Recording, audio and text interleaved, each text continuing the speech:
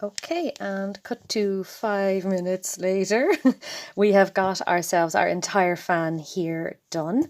I have done the original here and I've repeated it a further 3 times, which has given me essentially this here, and then a repeat and a repeat and a repeat all the way over. So it gives you that fan with all those short rows kicking in wedges all the way along there, like so.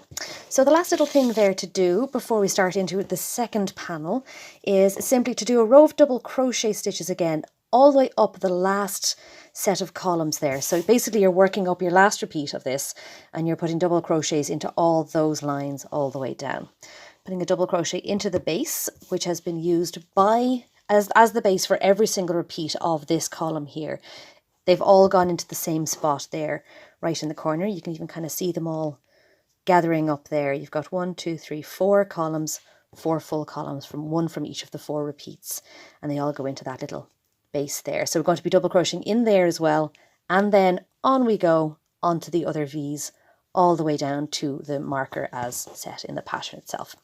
So essentially, if I was to demonstrate that, we would be diving straight into our first line here, popping straight in there. I'm going to pull this out so it doesn't keep focusing on that. Here we go. Yarn over through 1 and yarn over through 2. Again, finding the second line, which is this guy here, and putting a double crochet in there. And again, now because you're working down on your short rows, you got to remember you're going to be looking back a little bit to find where your next one is. So it's not this horizontal one here, it's this vertical one here. We pop in there and put in a double crochet into the next one, repeating the process. You're going to do this the whole way down. That's number 5, I think. I don't know, I've lost count already. Okay, so in here for number 6, again, look back along your fabric if you can't find your loop.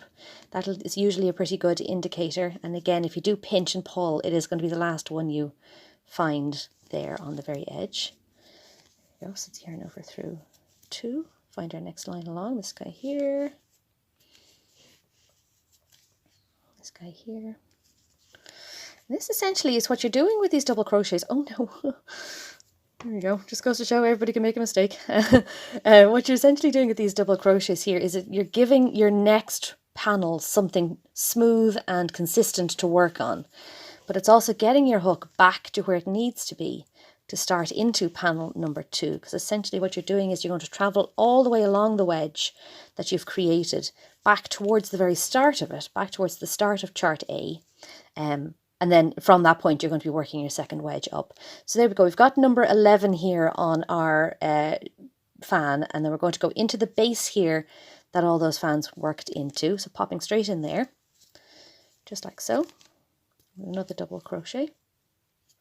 Like that. And then after that, you've got these guys here along the top. And there's just going to be a ton more all the way down because that's going to be a huge big wedge that pulls all the way down on your work.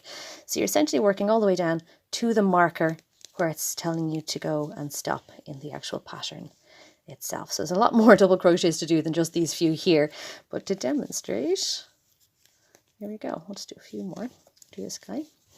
I'm going to assume I've gone all the way down. And that is essentially chart D complete. There we go.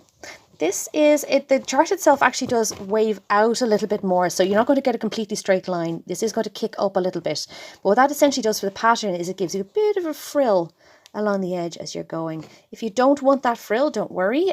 You can either leave out one of the repeats of the fan chart here, or you can leave out the occasional short row of 9. That will kind of pull it back a little bit as well. That'll get rid of 4 of your columns instead of the 6 that you'd get if you left out an entire chart repeat. And it'll stop it from being quite so frilly on the edge. But I gotta say, I kind of love the frill myself. So, okay, so if you give that a go, please do let me know.